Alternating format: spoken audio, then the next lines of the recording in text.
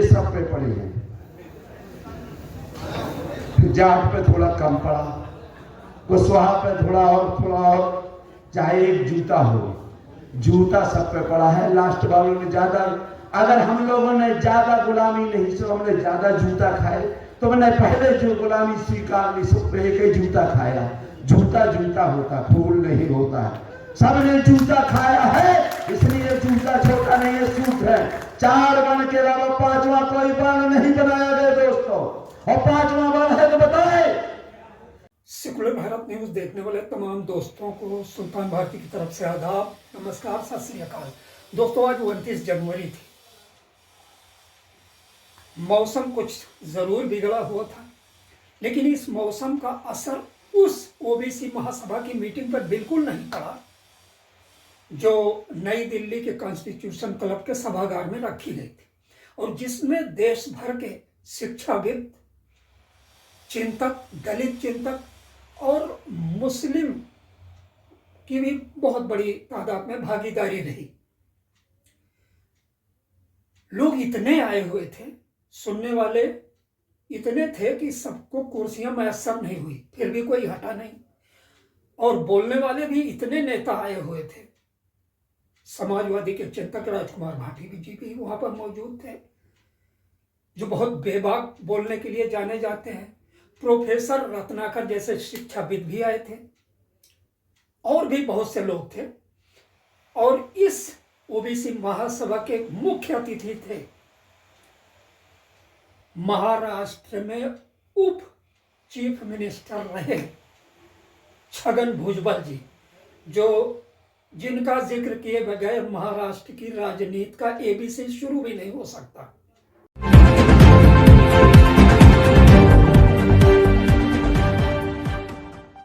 अगर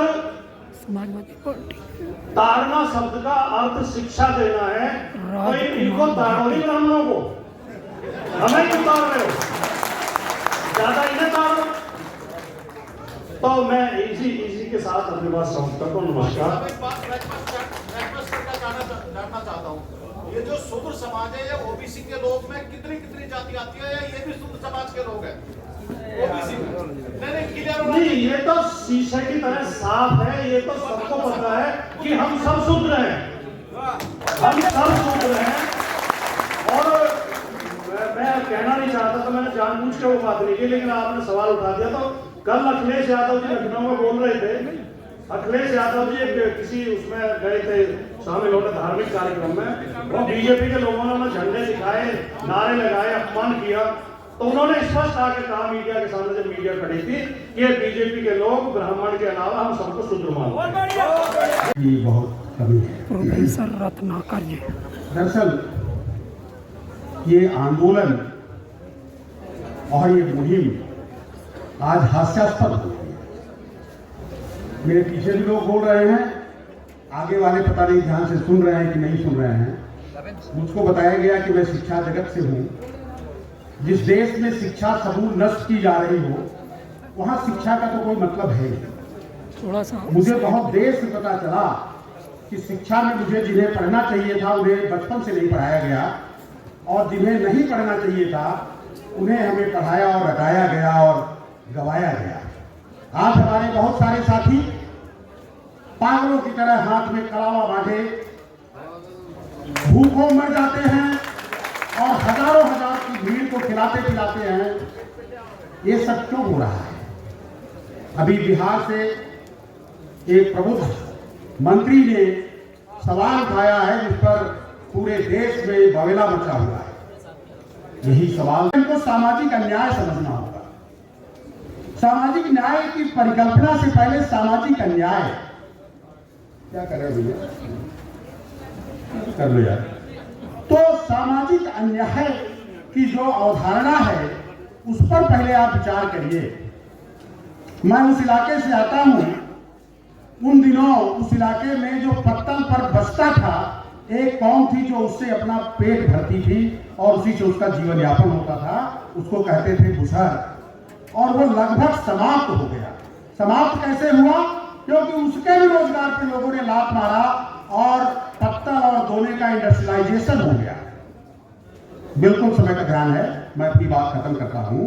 और जब वो पत्तल धोने का समय खत्म हुआ तो प्लास्टिक की चीजें बाजार में आई और उसको लेकर के लोग आने लगे और पता चलता ये था कि जो पत्तल धोना मुशहर उठाता था वो खुद उठाने लगे।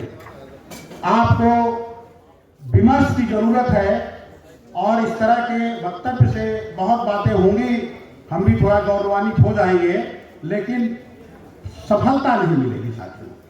सफलता के लिए छोटे छोटे लेवल पर विमर्श करना होगा और मूल मुद्दों पर लड़ना होगा। इसी के बाद आयोजकों का और जो भी साथी सुने हमें इतनी देर, उनका सबका मैं बड़ा आभारी हूँ कि मेरे जैसे बेवकूफ आदमी को भी थोड़ा मौका दिया। आजादी के 74 वर्ष बाद भी हम लोग अपने अधिकार को हासिल नहीं कर पाए हैं। उसके पीछे मुख्य कारण है कि हम लोग आपस में ही बटे हुए हैं। क्योंकि समय कम दिया गया है तो इस मंच से मैं इतना ही कहूंगा कि जिस तरह वोट के समय सवर्ण जातियां, चाहे राजपूत हो, भूमिहार हो, ब्राह्मण हो, कास्ट हो, सिर्फ सवर्ण बन जाते हैं, उसी प्रकार हम लोग भी यादव, कुर्मी, कोयरी, पटेल, कुशवाहा को मिटाकर और सिर्फ पिछड़ा वर्ग बन जाएंगे तो वो दिन दूर नहीं कि दिल्ली की गद्दी हमारे हाथों में होगी। मैं इतना ही कहकर मैं अपनी वाणी को विराम देता हूँ। जय ओडिसी, जय संविधान, जय जगदेव, जय कर्पूरी, जय लाल। सारा इतिहास जो है मिटाने की कोशिश हो रही है, इसलिए मैं चाहूंगा कि मैं दोबारा जो है उसके सामने पेश करूं। एक तो ये समझने की बात है कि 150 साल पहले ये समझा जाता था कि कुछ जो है उच्चवर्णीय है, जो ब्राह्मण, और बाकी सब शूद्र और अतिशूद्र। जो मराठा हो या ये हो या वो हो, ये सब जो है शूद्र और फिर अतिशूद्र। और इनमें जो है शूद्र, अतिशूद्र, इनको जो है पढ़ाई लिखने का हक नहीं था।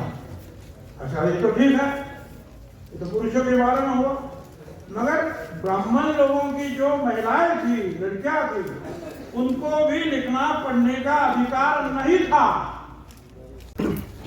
और इतना ही नहीं, आगे चलकर प्लेग, जैसे अभी एक कोरोना आया था ना, उससे भयानक प्लेग आया था उस जमाने में, तब महात्मा फुले नहीं थे, तो पूना में जो कई सारे लोग रोज सैकड़ों लोग मरते थे। 7 किलोमीटर 8 किलोमीटर के ऊपर एक मेडिकल कैंप उन्होंने खुलवाया सावित्रीबाई फुले ने, और उनको जो है सबको लेकर जाके जो जिनको प्लेग होता था, सावित्रीबाई फुले वहां लेके जाते। और इतना ही नहीं, आगे एक पांडुरंग गायकवाड़ नाम का एक दलित लड़का 15-20 साल का, उसको प्लेग हो गया। अब प्लेग होने के बाद वो चले तो कैसे चले? सावित्रीबाई फुले ने उसको पेट पर लिया और दौड़ते दौड़ते दौड़ते 7-8 किलोमीटर वो जो कैंप लगा था वहां गए। तो यशवंत तो उनका डॉक्टर बना था तब तक। उन्होंने कहा कि माँ तुमको प्लेग हो जाएगा। तो वो कहती है अगर महात्मा फुले रहते तो क्या घर में बैठते? और फिर आगे चलकर वही हुआ, सावित्रीबाई फुले को भी प्लेग ने पकड़ा और उनका जो है उसमें अंत हुआ। तो बिहार के भी जो है कई सारे लोग, कितने लोगों के घर में जो है महात्मा ज्योतिराव फुले या काशीराम जी या कर्पूरी जी ठाकुर या क्या सावित्रीबाई फुले, बाबा साहब अम्बेडकर, इनकी तस्वीरें है क्या भाई?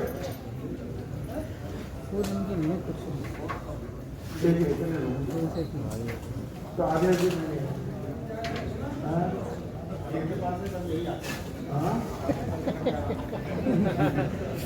आगे भी नहीं है, तो कम से कम वो तो तस्वीर लगाओ।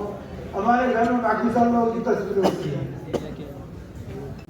अंधविश्वास में जो पूजा करते हो, पूजा पाठ करते, आरक्षण को विरोध करते हैं और सारे मंदिरों में जो है अलिखित आरक्षण एक ही समाज का है।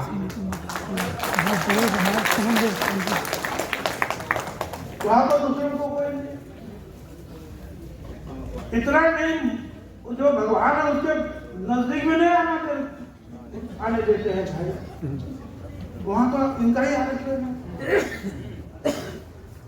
हम तो मान रहे हैं कि अगर तुमको जो है 1000 साल से आरक्षण तुमने लिया है, अभी लिखने पढ़ने का आरक्षण जो है, नौकरियों का आरक्षण जो है, हमको दे दो भाई।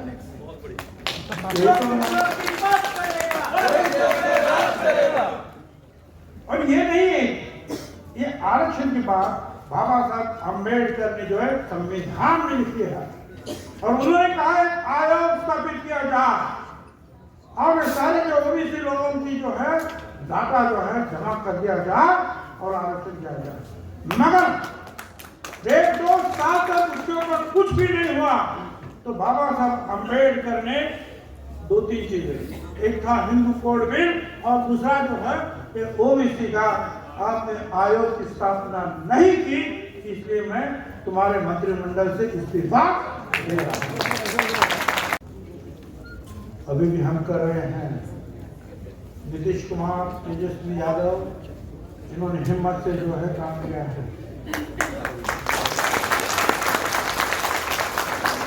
जातिगत जनगणना शुरू कर दी है, उसको भी सुप्रीम कोर्ट में हटाने की कोशिश हो रही है। सुप्रीम कोर्ट ने कहा कि वो ठीक है, कर रहे हो जाने में, चलो कुछ नहीं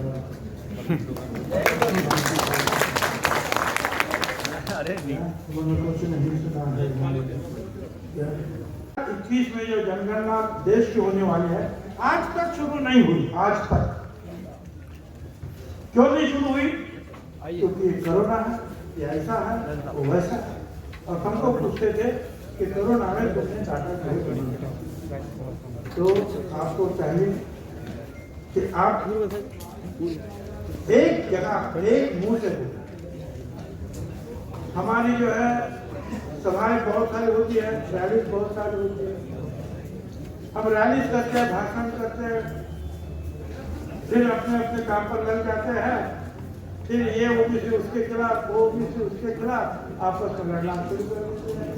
एक कुछुआ खड़ा होगा तो उसके सामने दूसरा कुछुआ खड़ा होगा, एक यादव खड़ा हुआ तो उसके सामने कुछुआ तो खड़ा हुआ, यादव भी खड़ा होता है।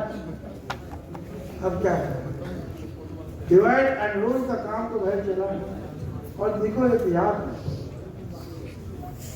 मैं विधायक बना या मंत्री बना या और कुछ बना, इसका मतलब ओबीसी का भला नहीं हुआ, इसका मतलब ओबीसी का भला नहीं हुआ। हमको अभिमान है मोदी साहब ओबीसी है, मगर मोदी साहब आपको भी तो अभिमान होना चाहिए, तो आप ओबीसी है। तो यार थोड़ा हमारे तरफ भी ध्यान दे दो भाई, क्या गलती है, क्या पाप किया हम लोगों ने, क्या डर का है भाई। और इसलिए आप यहाँ से जाएंगे तो इस ध्येय के साथ जाएंगे, हालात जो भी हो रुकेंगे नहीं, गिरकर उठ जाएंगे पर झुकेंगे नहीं।